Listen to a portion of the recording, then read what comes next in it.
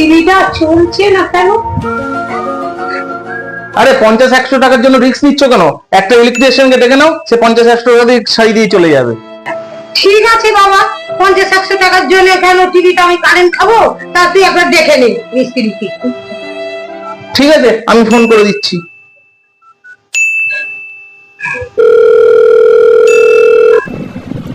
Hello. Hello ভাই, ওই কাকিমার বাড়ি এসে টিভিটা একটু দেখে দিয়ে জানা।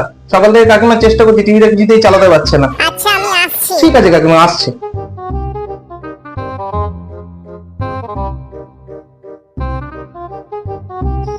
ये गड़बड़ है बाबा।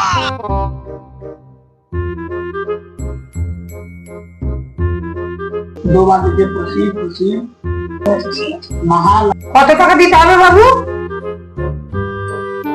500 টাকা দাও।